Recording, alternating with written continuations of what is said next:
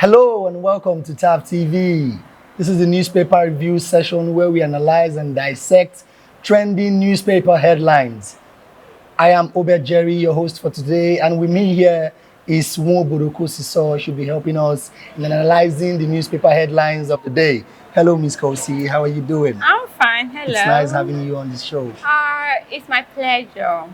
That's nice. Hope your night was good. I thank God. So it's nice. I thank God. Okay, moving on to the main program of the day, we start with the Vanguard newspaper. The headline reads, "Inflationary pressure depresses federal government savings bond by 14.4%. Details of this is found on page 19 of the Vanguard newspaper. Democracy without food, breeding ground for what will consume us, says Tinubu. Details on page 10. Nigerian Labour Congress to federal government. You have till Friday to meet our demands. Details on page 8. Nigeria in revenue crisis with huge public debts. Details of this is found on page 5 of the Vanguard newspaper. 23rd dead as cultists clash in Shagamu. Details on page 27. Atiku warns APC against harassment of opposition. Details on page 25. Impeachment plot. Why some senators are after Akpabio. Details on page 9 on the Vanguard newspaper. So, Ms. Kosi, please share your thoughts on this headline that reads, "Nigeria in revenue crisis with huge public debts." It's not really a new thing because Nigeria has been in debt for so long, and the fact that we are paying taxes and the money, I don't know where it goes into, is something that is shocking to me. And as of last year, as of 2022, the former Federal Inland Revenue Service, he said that Nigeria generated, they said the plan to be 10 trillion, right? And what we are talking about is 10 trillion for last year, and they were able to surpass it. So they generated more than the money, that's 10.1 trillion. And they used that money to pay off debts.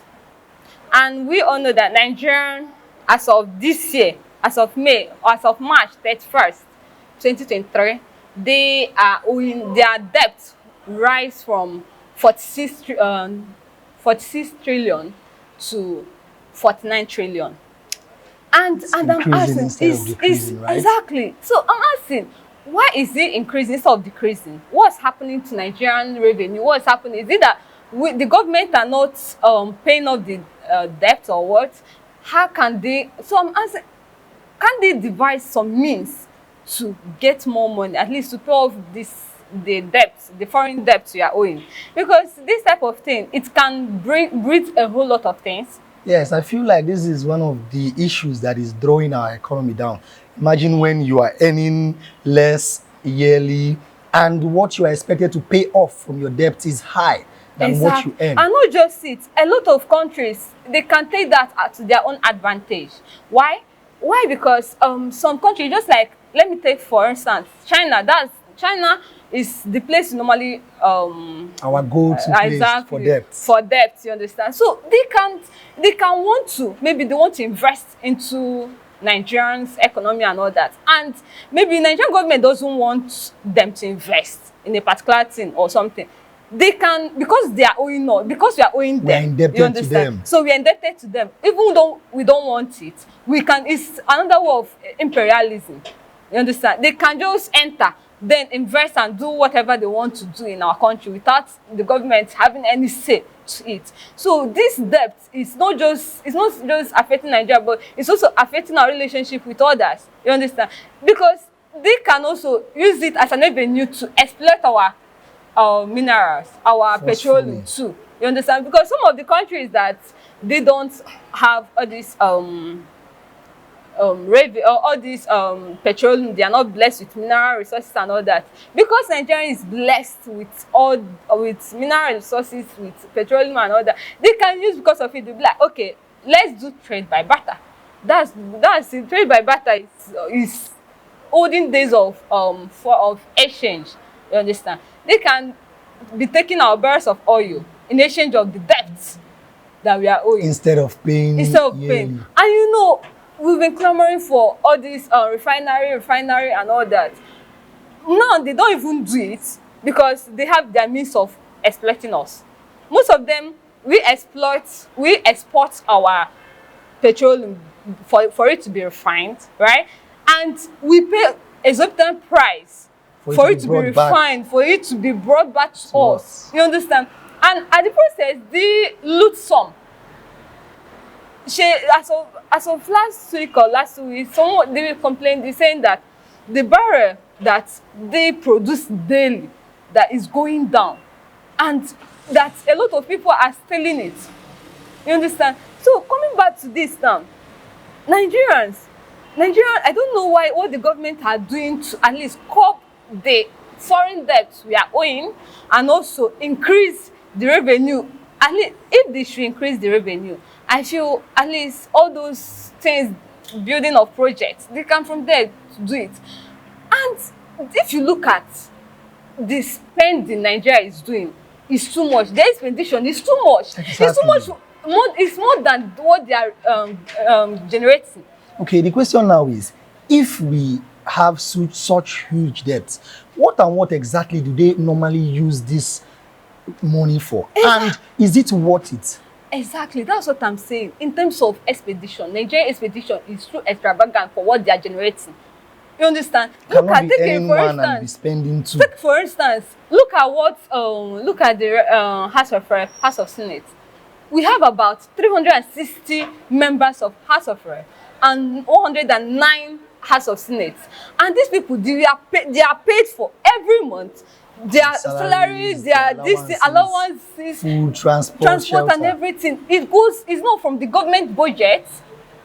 Secondly, something happened as of this week. The President Tinubu approved 18/8 to the vice president, and these ones will be paid. The ministers will also be paid. His aides will also be paid. And you see that they are getting, and all those things, all those offices, most of them, they're not doing much. They are just there to be paid. Most of them, they are not doing much.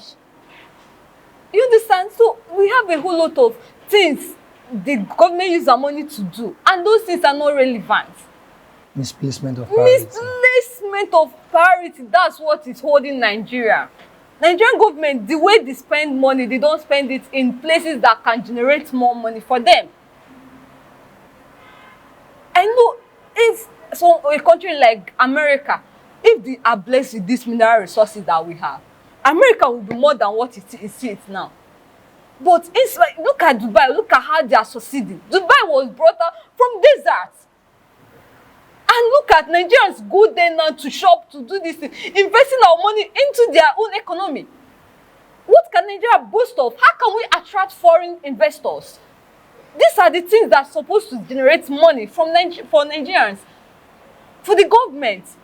Look at our tourism center. Nothing. You can't boast of coming into Nigeria to at least for sightseeing. Wildlife. Kenya turned their country to wildlife, this tourist place, where people come in, see giraffes, see elephants, see all these wild animals. They conserve it, they make it, they promote it, and from there they generate their revenue too. We have a whole lot of things that a lot of places we're supposed to convert our revenue to, but nothing is being done about it. Will I say the nonchalance of the government is what is causing the problem Nigeria is facing? Or will I say the nonchalance of the citizens? The citizens, to an extent, are at fault too, because majority of the citizens do not pay their taxes. You know exactly. The majority of Nigerians, they don't pay that. But there are still ways that we do pay. In terms of light, we pay. You won't tell me that you've not paid NEPA bill before. Your transactions in the bank. Your transaction, the money they bring, a whole lot of things. There are a lot of ways Nigerians generate money. But the problem is, how do this Nigerian government, how do they manage this revenue? What do they spend it on? How do they at least invest in it, then give more? How? We have a whole lot of places we meant to invest and generate more revenue, but they are not doing much. And this is what we are clamoring for. They should map out our expenditures. If they should remove some of the Cut out places, as of unnecessary last 3 years, spending. last 3 months or so, I can't remember the particular month. The Edo government, the Abia state government, I can't remember the particular state that started it. After their inauguration into office, they had to do total clearing. They found out that over 2,000 people are ghost workers, and these people are being paid. Imagine being paid, but nothing is being done. Most of these government workers, all these public civil servants, they stay in the office without doing anything, which is wrong. Most of them, they don't even come, and they are being paid. They receive salary every month. Imagine over 2,000 persons, ghost workers, we are eliminated. And now it saved the government some money to be used for appropriate things in the state. These are the things they're meant to do. Go about things that are making us spend extravagantly. As we are managing our foreign debt, we should also be managing the internal affairs. So it's really disheartening that Nigerians can't place their priorities. They don't know where to channel their expenditure to. It's really annoying and disheartening. So let's deviate a little bit. You talked about using our natural resources, maybe trade by barters pattern, Exactly. to at least pay back debts that we owe instead of paying through monetary. No, what I talk about here is that some countries, because they don't have that mineral resources, so they come in, they do trade by barter. You understand? Take what we have and give us what we exactly. But now, because of lack of refinery, most of them none is using it to their own advantage. You understand? Give us some barrier to exploit us. But as I mean, the issue, one of the major issue Nigeria is having now is refinery. Once we have our refinery, once the price of fuel goes down, you see everything will normalize. But one thing again is some of these custom sellers, some of these distributors, once anything goes up in Nigeria, it's hard. You understand? It's hard for it to come down. But once fuel comes down, a whole lot of things will at least normalize to some certain extent. Exactly, because majority of the things that we do are somehow it's connected to price, transportation, companies, factories, organizations, and all they that. They burn fuel. It's not as if they use, in a situation where the government, the light system is not assured. You have to some point use diesel, fuel, and all that. So imagine for it to go down. You see how a lot of things will go down. Some of these marketers, they add money, their transportation money to their goods, at least to be able to gain too. And imagine whereby this transportation, this thing will go down because fuel hike is now down. Everything will normalize. Price of food will normalize. So my father always say, if you want to tackle a problem, you first of all grab it from the roots. Because if you start going from up, it will still be there. Exactly. So you need to grab it. You need to uproot it from the roots. So that's what Nigerian government is failing to do. They should, the issue of high pricing and things, they should first of all grab it from the roots. They've already stopped the fuel subsidy and all that. The money they generate, they say that they pay 4.something trillion from the Nigerian revenue. So now the money is cut out. What are they using that money now to do? Are they rooting it? Exactly. The money is not being invested. Rather, it's being used for liabilities instead of assets. Exactly. So Nigerians should look for something that can generate, where they can invest and then get more money. Exactly. That being said, everything actually boils down to the government to strategize and know ways to implement, so that we can know ways to implement to eradicate debts that we owe. Exactly. And all of that. Because if we continue this way, our country will be impoverished. Okay, moving on to the next paper. Well, let's look at the Nigerian Tribune. It reads, strike, Nigerian Labour Congress meets federal government, says ultimatum subsides. This Nigerian Labour Congress and the federal government meeting, it's not something that we've always expected it. It's something that will be It's- consecutively. They will do it today, tomorrow they will Throughout postpone this it. year, It's not even this year's thing. It's something that has been At least throughout lingering this year, for years. they've been having some series of meetings, and nothing has been coming out from it. Yep. It's as if they're just using that meeting to tie them down. Still on the headline, it reads, Crisis rocks Olubadan Advisory Council meeting. Details of the story is found on page 19 of the Nigerian Tribune. Adeyemo, U.S. Deputy Secretary of the Treasury, says foreign companies eager to invest in Nigeria. Wow. Details on that story is found on page 19.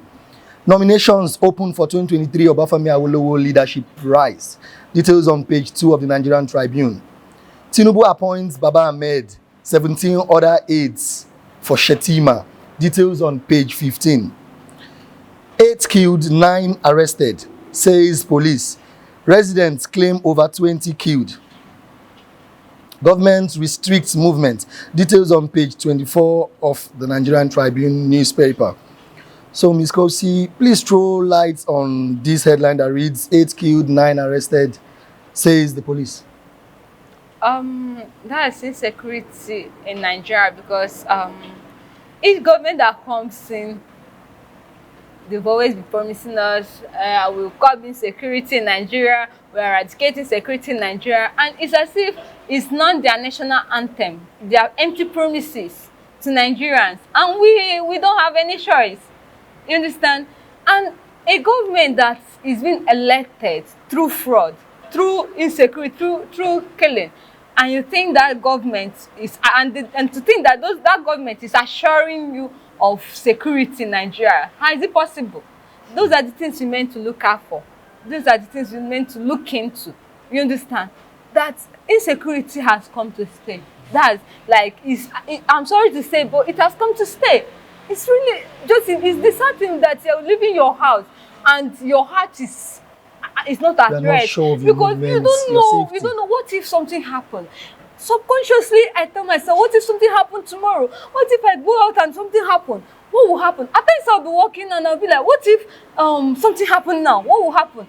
And these are the trauma because of the things that has been happening in this country. And most Nigerians are going through the same trauma, and nothing is being done about it. It's really disheartening that the government don't put the interest of the interest of the citizens at heart before any policy is being made. But to another angle, the citizens on their own are major cause of these kinds of situations, because these killings are not done by the government, right? Or the army or the security personnel. It's done by these ordinary citizens. Yeah, too. You're right. It's true, because the government, you can't tell me they came down to start doing it and all that. But the problem is, let's find the root cause of this insecurity. The system is not favorable to a whole lot of Nigerians. A system whereby if you don't have the connection, you can't exploit you can't explore your talents. A system whereby your future is not assured. A system whereby as they give birth to you, you're on your own. You've already started thinking.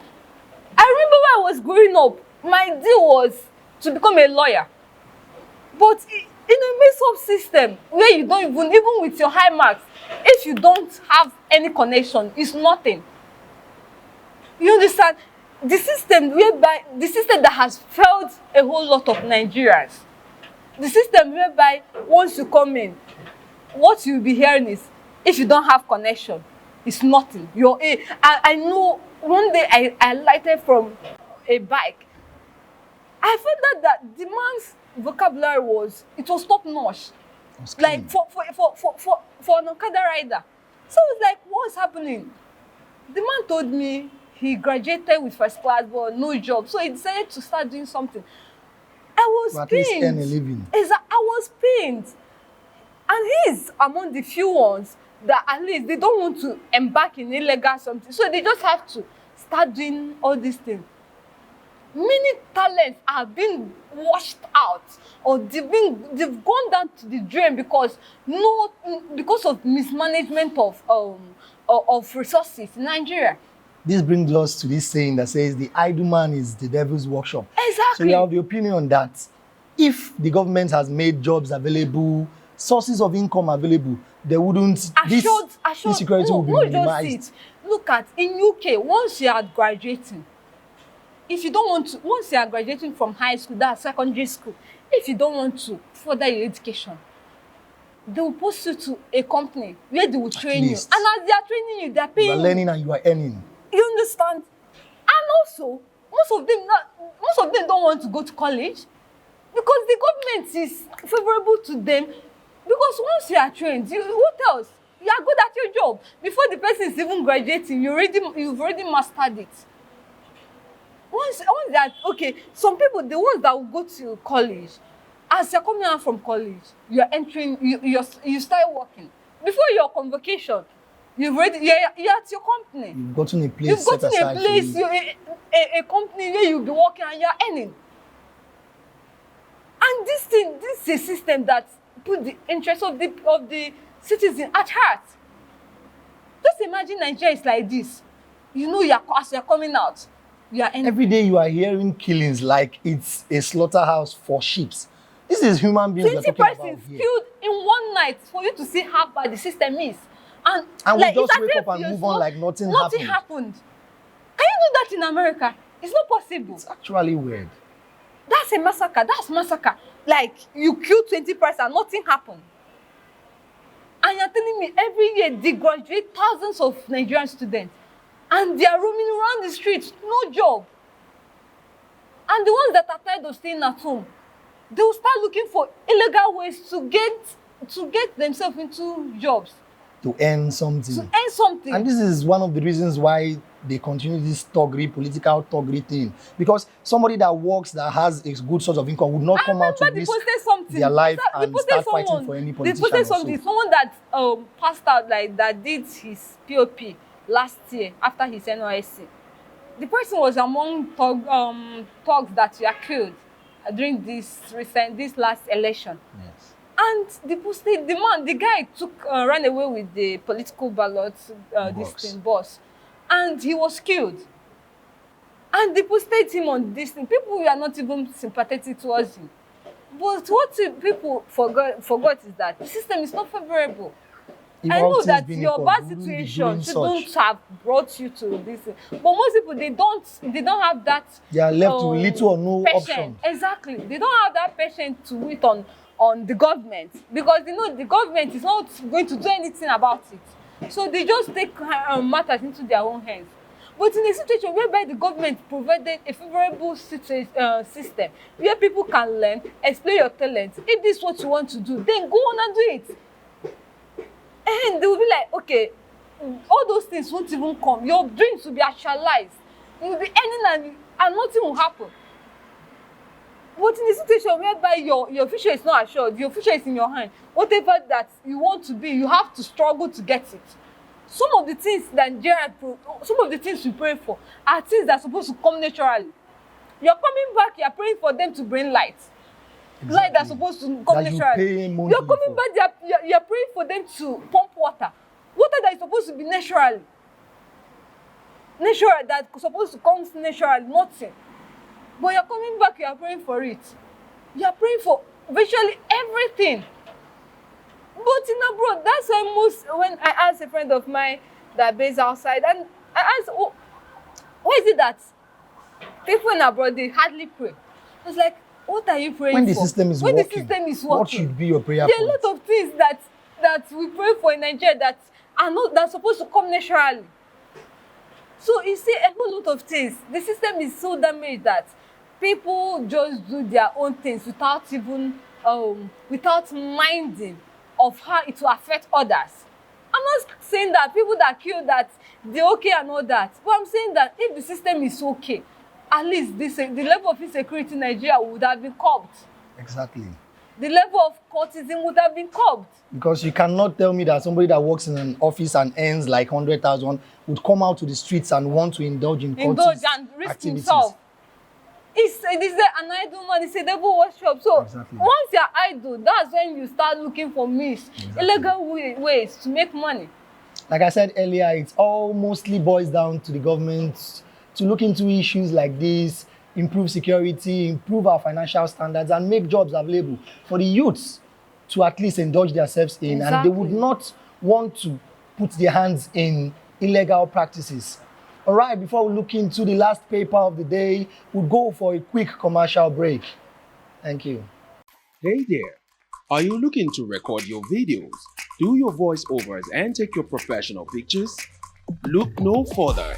With our state-of-the-art newsroom, photography, kitchen for our food content creators, and exclusive children's studio, we certainly can deliver the best studio experience. Our carefully designed studio space can bring your diverse creative content ideas to life. We aim to consistently serve value to our customers far and wide. Come, let Tharv Media give life to your dreams.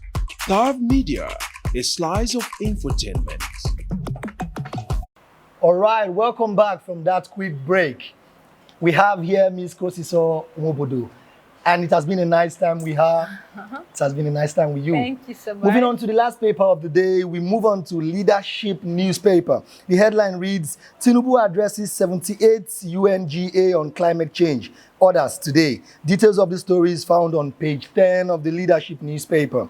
Strike. Federal government labor talks end in deadlock to meet again. Details on page 10 of the Leadership newspaper. Tinubu appoints Hakeem Baba Ahmed, 17 others as Shetima's aide. That is just a headline that is almost on every newspaper. Adedeji assumes office, promises 18% tax to GDP ratio. Details of the story is found on page 19 of the Leadership newspaper. So, Ms. Kosi, please throw light on this headline that reads, Strike, federal government labor talks end in deadlock to meet again. Remember, they've been meeting consecutively. Series of meetings there, and nothing has been done about it. Exactly. And I feel that the federal government is just using this meeting to hold them down a bit. And to think that for long they've been clamoring, at least since this year, they've been clamoring for increment in their minimum wage. And I really understand. I really understand that a family of 4 is depending on 30,000 for living. It's really sad. And the standard of living has increased. Exactly. Price of things has increased in the country. Which is wrong. And they've not increased their salary. Whereas some certain members are still clamoring for them to increase their salary that is already over 1 point something million. And they're still clamoring for them to increase their salary. Apart from the allowance and all that. But imagine these people, they've been clamoring. Why won't they look into their concern, into their demand and meet it? Because this is something that's supposed to come naturally. It affects every angle of the country. These people, they are working. Because they're civil servants, they are working. And for you to be earning only 30,000, what would 30,000 do in this crisis, in this economic crisis? So I feel that the government should please hit their demands, at least increase their salary.